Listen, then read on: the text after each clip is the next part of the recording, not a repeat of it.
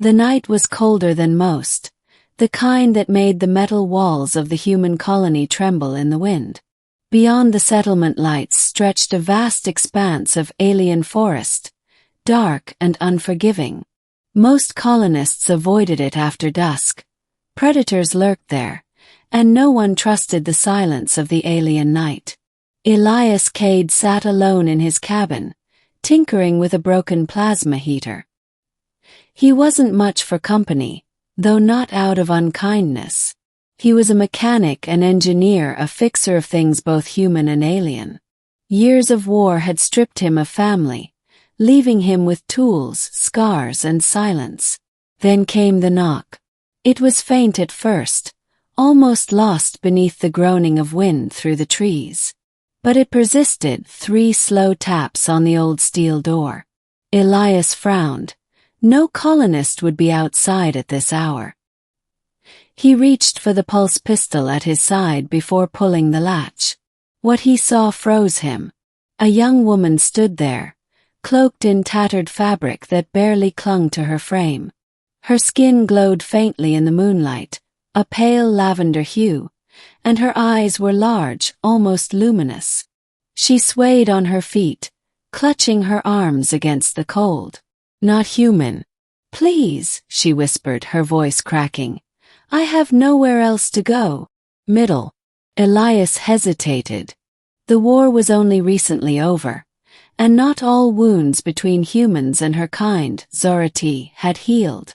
Many colonists still viewed them as enemies, dangerous remnants of an empire that had once enslaved border worlds.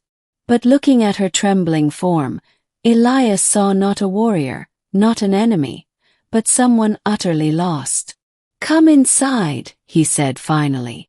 She stumbled past the threshold, collapsing near his small heater. Elias dropped a blanket over her shoulders. She gripped it with shaking fingers as if afraid it might vanish. "What's your name?" Elias asked. "Lyra," she whispered. He offered her water, and she drank greedily, as though she hadn't tasted it in days. Slowly, as warmth returned to her body, she spoke. Her people had abandoned her. Not in malice, but in fear. Her village was destroyed in the final skirmishes of the war. With no family left, no clan to claim her, she wandered. Among the Zorati, one without clan was nothing. Worse than nothing. She was in exile.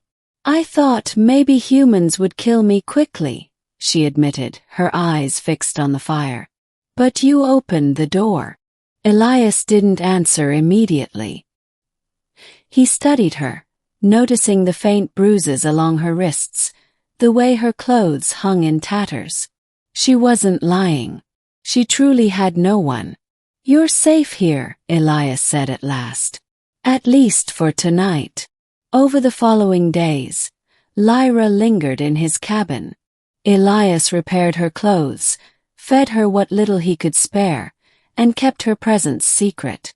Some colonists would have driven her out, perhaps worse. First, Lyra barely spoke. She moved like a shadow, careful not to disturb anything. But slowly something changed. She began asking questions. "Why do humans build with wood when you have steel?" she asked one morning, tracing the rough cabin walls. "Because wood breathes," Elias said with a faint smile. "And steel doesn't." She tilted her head, fascinated, as though learning about an entirely new way of life. In turn, she shared pieces of her own culture. Zorati never touched one another casually. It was a gesture reserved for deep trust. Their songs were not sung but woven, layered harmonics of voices that created chords beyond human ability. And though her people had been feared, she admitted most only longed for safety, same as humans. Elias found himself listening more than he had in years. But peace could not last. One evening, loud knocks rattled his door again, but this time not from a desperate girl. It was Sergeant Rourke, head of colony security. "We've had reports of unusual tracks near your sector," Rourke said. Anything you want to tell me, Elias? Elias forced a shrug. Just deer. Tracks always look strange in this soil. Rourke's eyes narrowed. If you see anything alien, you'd better report it. We can't risk sympathizers. When the soldier left, Elias turned back inside. Lyra stood pale and trembling in the shadows. They'll kill me if they know, she whispered. Then they won't know, Elias said firmly. That night she wept quietly, and for the first time, Elias reached out and laid a hand on her shoulder. She froze, but instead of pulling away, she leaned into the touch as if starved of it her whole life. The weeks stretched on. Elias taught her simple engineering. How to strip down a power cell, how to mend a broken hinge. Lyra had quick hands and quicker understanding. You fix machines like they're alive, she told him one evening. Sometimes they are, he replied. And she laughed, a sound Elias realized he'd never heard from her before. It struck him then how fragile she had seemed that first night, and how strength was returning to her with each passing day. But danger brewed. Rumors spread in the colony of an alien fugitive hiding nearby. Patrols increased. Elias knew it was only a matter of time before someone discovered her. One night, Lyra spoke softly by the fire. You've given me shelter, food, safety. Why? You could have turned me in. Elias looked into her eyes, glowing faintly in the firelight. Because no one deserves to freeze outside a closed door. Lyra's breath hitched. She whispered, among my people that would be love. Ending. The knock that ended it all came at dawn. This time, soldiers didn't wait for permission. They stormed Elias's cabin, weapons drawn. Step aside, Elias. Rourke barked. We know she's here. Lyra stood, hands trembling, but her chin raised in defiance. Elias moved in front of her. You're not taking her, he said. You'd betray your own. Rourke growled. I'm protecting someone who never had a choice in this war. Elias's voice was steel. She's not your enemy. The standoff was tense. Weapons aimed. Breath held. Then Lyra stepped forward, placing a hand on Elias's arm.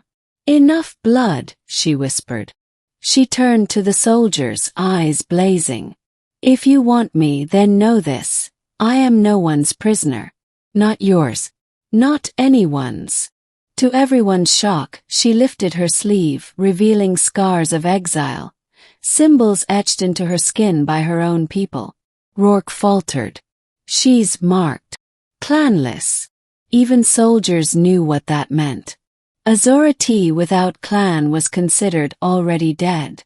Taking her would be meaningless. Slowly weapons lowered.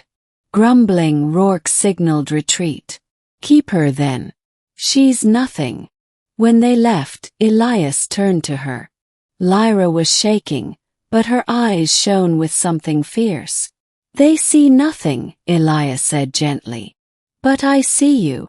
Lyra's lips parted and tears filled her eyes. She whispered, then maybe I've finally found a home. Elias didn't reply with words. Instead, he opened the door wide, not to let her out, but to show her the world beyond was no longer forbidden. From that day forward, Lyra was no longer just a guest in Elias's cabin. She was part of it. Together they rebuilt machines, shared meals, and stitched a fragile but undeniable bond between two species that had once been enemies. And though the galaxy still held scars of war, in one small cabin at the edge of the colony, an alien girl who had nowhere to go, and the human who chose kindness, had built something stronger than war could ever break. Home.